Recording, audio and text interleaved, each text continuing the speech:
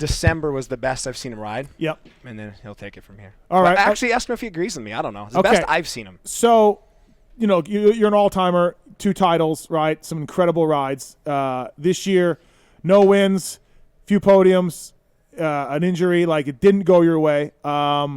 We know the brand new bike had something to do with it. There's no doubt. I talked to somebody at KTM halfway through Supercross, and they're like, hey, I think it's half on us and half on Coop right now. This was somebody at KTM. And then, switched back to Alden and everything else, but not the year you wanted to have. No, What happened? And, obviously the new bike is part of it. I totally know that, but take us through it. Yeah, I mean, it was a tough year. I think there was a lot that transpired, obviously, in 21. I think it started kind of all the way back then. Okay. I got to the point where I had won that championship, and I was getting pretty burnt and probably was going to only race one more year. Yep. And I really thought about it and just wanted to kind of do something different, switch it up. And so that was kind of the theory of switching up programs and doing something new and different and more to, in my mind, extend my career and just have something to look forward to, as bad as that sounds. So we made the move at the end of outdoors in 21. So then outdoors obviously didn't go that great. The end, everyone, I got better, but it thinned out. And then this off season, we had the brand new bike. I think, like you said, I haven't been able to gel with the bike right away. Right. But I think it was a little bit of, off the track stuff. I think there was a lot of stuff going on behind the closed doors where it was me versus certain people and trying to prove every single thing right or wrong about me. Okay. And a lot to prove, a lot on my chest, and a lot of it was self-induced. Yeah, no. I'm glad you say that because, you could have just took the easy way and run the same program. Yeah. So you put it on yourself, and Yeah, so, I mean, like you said, a lot of stuff that I should have done better. I think my riding, like Seth was saying, I think I was riding good. But it's also hard to say. I'd been on a program with Alden where I had been ridden with top guys and riding with guys every single day. And then I started to ride with Jet and Hunter a lot. Yep. And then Jet actually got hurt. So it was one of those things where – and Hunter was a bit like me in practice where he's pretty far off. Yep. So I was riding great, felt great. Bike was good. I think one of the things that we kind of messed up on was we never once rode the old bike this whole offseason. Yeah. We started with the new bike. And it has some really good qualities. They might not have wanted you to. Right. It's tough. Like right. I get it. Right. And from day one, there was no option to go back. Yeah. It was a new bike. Yeah. And you can't hide it. You can't hide the. So it was a little tough. Like Salt Lake 21 was the last time I rode that bike in Supercross, and I hopped straight on the new bike, and we weren't allowed to ride anywhere but KTM until December 9th. Yeah. Which I think, looking back, it feels great at the test track. You hit the same turns, the same bumps. AP's everyone's loving their bikes there, and then we go to Florida where we're only there for, at least I was only there for about 3 weeks before the season, and just kind of got to know the tracks. And by that time, it's time to go racing, and we didn't really have much. I don't know the word, but like data or knowing how it is on certain conditions or areas. And A1, I rode great, but we ended up jumping the whoops, and then I think at that point I was still so confident that it didn't really matter. But then every week we're changing the bike. I mean, massive changes. So I'm not a guy where I can just hop on something brand new and go balls to the walls. I feel like I'm a very conservative, patient. Like, I'm not going to ride over my head by any means. So just a lot of that during that break. It was tough to get the right setting. We're kind of like in that period where should have never left Alden's. You're out of shape. Yeah. And it's like, well, it is tough because you behind the scenes they're like eyeballing you, right? Yeah, it was pretty tough. Yeah, right. I mean, and especially within the team because they told me that I'm making a massive mistake.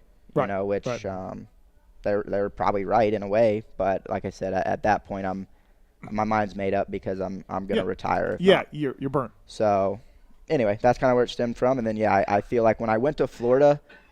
At that point, that's when me and Michael kind of separated, and then it was at a point where I was all in with Jet and Hunter and doing their program and riding, and I get back to Florida. I'm away from the team, the noise, and at that time, it was the best thing for me because I told the Lawrences, like, hey, I'm all in on y'all's program. I want to be treated like a son, like, yell at me, cuss at me, tell me where I'm slow. Like, I'm all in. So that was really good for me, just to clear my head, kind of get back to the knowing, hey, when I show up at the track, this is what we're doing. We're riding with these guys. This is the program. Mm-hmm. And that's kind of how Alden's is, where you know exactly what you're doing each week, what you're getting. That just a good routine. And I think that for me, we got to a pretty good point with the bike where we had fixed some of the issues. And it was Minneapolis, that was the Daytona, that was the Dallas. Right. That's where, in my opinion, my season got better. And then we had a meeting, and KTM, once my contract was up, and we talked about extending it, and they said that basically I would need to go back to Alden's, which I was fine with. Like we squashed our issues we had, and I go, hey, that's why at one point you, Zacho, Marvin, no one's a fan of Alden at different points, right? Like sure. things are tense with everybody, right? And but we sat down at dinner, we went through what I would like to see, what he would like to see, and that's when I went back and was like, hey, let's put everything in the past. Mm-hmm. And let's, like we just met, let's start from scratch, get back on the program, and get everything back. And unfortunately, that was Detroit when I had, I brain farted and Chase landed, and I ended up breaking my second metatarsal, small fracture, but still something that I wasn't able to ride during the week. I'm hurt, I'm banged up. Yeah. Slowly, I'm not riding during the week. Not sharp. Which sucks. You're not sharp. Catches up. Yep. I'm trying to move. I'm doing this. It was just kind of a recipe for disaster, and I was being a little, I wouldn't say hard-headed, but nope, I'm racing. No matter what, I'm racing. Right. And then you start trying to race when you're not 100%, not 100% comfortable. Confidence starts to go down. Not great recipe. Yep. And then 2 weeks later during the break, I kind of was able to get my hand back ready, right? Everything's good to go. And I had a practice crash in the whoops Wednesday before the race, and that's what took it out of me. I think for me it was something that crash, it kind of came from nowhere, and I had been having crashes in Seattle that were kind of just coming from nowhere, and I was just not comfortable. You almost that crash in Detroit just set you back to zero almost, right? And you're just we were building, we were getting somewhere, and now you're back. You're not sharp. Now you're not happy with the bike. Right, things are happening weird on the bike, and we're not able to ride during the week. We're not able to do anything. Right. So then it's like I said, I had a really good leak. Everything's going great to St. Louis, and boom, I crash, and I ate shit. Full on ate shit. Hit my head. Had symptoms from it for honestly a bit, but same thing. I'm like, nope, I'm going racing. Right. And then I just you're set up for failure in a sense. No confidence. The weeks haven't been going great. You're still at that point too. I think in the back of my mind, I'm like. At the bike, I'm like, we're not figuring anything out. It's getting tough, and it just, we just kind of rode the rest of the season. I did the best I could, got great starts, and we made, we learned a lot as far as what didn't work and what the plan is for next year. Mm-hmm. But it's tough when you're, at least this year, new bike with parts with Austria, it wasn't like it has ever been. Also, too, not having your, riding in California and not having your boot camp away from people and in Cal. That sounds like that wasn't. Well, and what else was tough too is me and Marv have always liked completely different setups. Mm-hmm. So one thing that's working for him, we go and try it, and I absolutely hate it. Yeah, and AP's probably not much help. But then AP's hurt. Yeah, I mean, he doesn't know the bike at all at the beginning of the season. AP is the self-described worst test rider in the world. So right, so I don't know if AP's helping so and much. It's completely different riding style, and he's 5'7", and AP's 6'2". Right. It's And even with like you said with Malcolm, I do think this newer bike, the way it's built right now, is helpful towards a bigger rider. Mm-hmm. So that was one thing that we had to figure out is how do we get it smaller and for it's me longer, and, right? It's longer. And so it was just a tough year, but I think like I said, a lot of it was probably self-induced, but it is what it is. It sucks. I mean, it's to be a past champion and to get absolutely reamed sucks. I would bet you're not used to that, right? It's tough.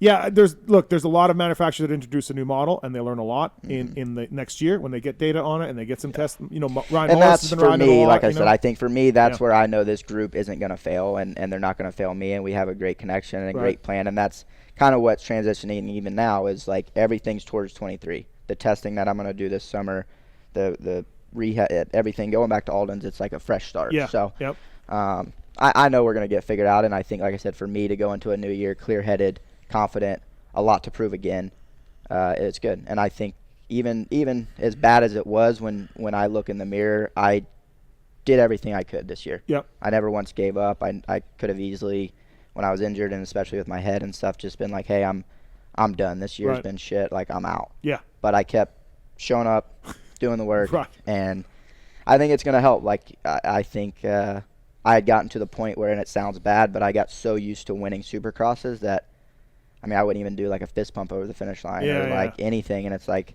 yeah, you took it for granted. Yeah. It's great. yeah, like especially a podium, right? A podium is like breathing. Yeah. It's like the easiest thing ever to get on a podium for. and Right? that, it's yeah. I don't want to sound cocky, No, but that's how it was. Absolutely. Like, I was only off the podium the last 3 years, like 2 times a year in Supercross. Right. So I was pissed with second. I thought, like, from an outside looking in, first of all, I really like Michael Byrne. I think he's a smart guy. I think he knows his stuff. I was bummed that it didn't work out. Look, sometimes people just don't mesh and things don't happen and all of that. So I was bummed for Burner that it just didn't work. But and also, like, I kind of heard behind the scenes that KTM was a little bit getting upset about this your start. And I'm like, hold on, we're not even at round 5 yet. Can we just all calm down? Like, you know, like maybe give the kid some time. Like, he's a champion. He'll figure it out, right? And I think that, and again, this is just strictly my opinion, like, I felt like things that I was hearing, like, calm down, KTM. He's a 2-time champion. You know, No, it was tough. Like you said there, out, but right? it's something where, as we know, it's a business to a cent in this sport, and they're going, hey, you were dominating and you're not. Right. And this is the biggest thing that's changed. Well, I would have pointed to the motorcycle and be like, that's the biggest thing that's changed, guys. For sure. That would be me. But, hey, it's political. There's lots of things involved in that. I mean, no matter which way you slice, there's variables all around. Yeah, you know what I mean? So Well, it's that's hard what I was saying. There's 2 massive variables, bike and trainer. Right. The person If I talked to if said it was the same bike, right. different trainer. Who knows? Yeah. It could have Right. maybe still. Well, like I said, the person I talked to said it was 50-50. It's 50% on us right now, and I think it's 50% on Coop. This person told me when you were, slumping a little bit, right? No, and I agree with that. Yeah. So that's where, That's fair. Right. like you said, there's so many variables, there's what ifs, but, like I said, looking back, it sucked, but I think for me, I learned some stuff being away, and I learned what kind of works for me, what doesn't, and what I need to do, and I think it's going to make me appreciate being back next year when I'm on top for sure. I think, Phil, it takes, and Seth, you know Coop way better than I do, but way better than most people. Takes a lot of balls to go back to Alden Baker and be like, hey, let's start fresh, man. Like, I know you're not a fan of me right now, and I'm not a fan of you. Like, we had our issues. Let's get together here. Like, I think that's pretty ballsy to do. Like, I don't know. That'd be a hard conversation to have. No, it is, but I think it's a man conversation. It's tough. It's tough, but I think that's where for me, I feel like I'm the type of person, I'll do whatever it takes to win. And if that's what the group and even myself, it has worked. It clearly worked as much as the problems that I had before. Yep.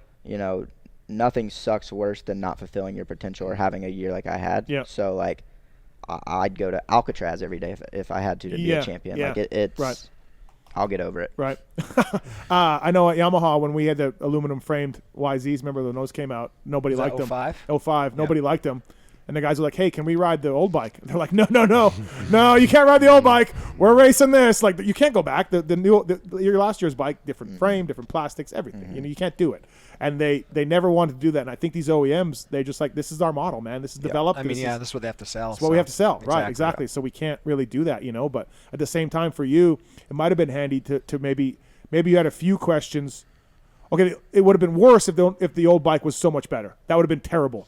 But maybe you get on the old bike and you're like, the new bike's not far off. Yeah. Either way, you're sitting at night going. You're wondering. You're wondering. Yeah. You're you wondering. Can't confirm or deny. Right. You can't confirm or deny. I don't know. But it comes down to a point like you said, he's winning, getting podiums, and he wasn't happy.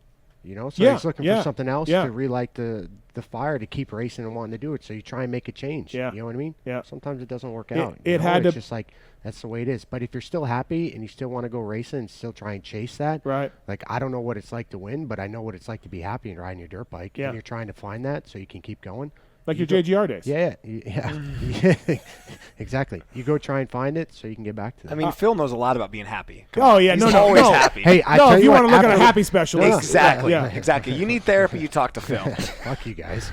All right. Last year, I was over it. Yeah. I wanted to quit and hang it up. And then after this year, I'm like, you know what? Right. I'm not winning at his level, Yeah. but I had fun, so you keep going. It's crazy. I can't tell a difference by talking to you. No. So, Coop, are you worried about burnout now that you're back with Alden, or did you do some modifications? No, did you, like I said, you know? when we got back, it was honestly one of those things that, like I said, there was something that some stuff that I would like to have changed, and some stuff even changed internally over there with like, you know, how operation was and everything like that, and now there's a lot of off Alden's plate, and he can focus on us now, which I think is great. Yep. But yeah, I think we have a good plan. We talked about things, but at the end of the day, what I get back to is the winning kind of is what you're striving and what you want to get, and getting back to that. Like, it doesn't matter in my mind the stuff that sucked before, because winning and doing good and making the most of your career is outweighing that. Worth it. You know, so. But no, it's good. And even since I've been back, it's been good. I think the new group that's there is really solid. Like, it's a lot more fun day to day. Okay. Yeah. I think we're all pretty respectful of each other, and like, if one guy's faster, this guy's faster, it's, hey, we're all good. And it was tough in the past where we were very competitive with the older group that was there. Yep.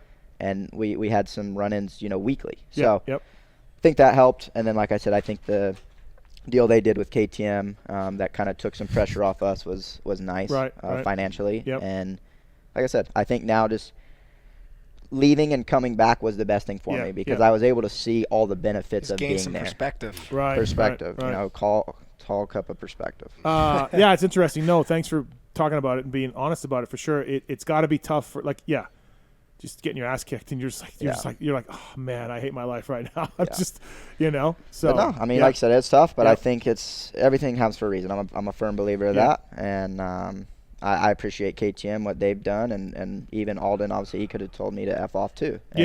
And we both were go, hey, we see the potential in each other and what we brought to each other, so let's go chase another title. Yeah, no, absolutely. And so the summer, you're out for the summer for this Nationals. And again, I don't want to make this like, what the hell is wrong with Cooper Webb?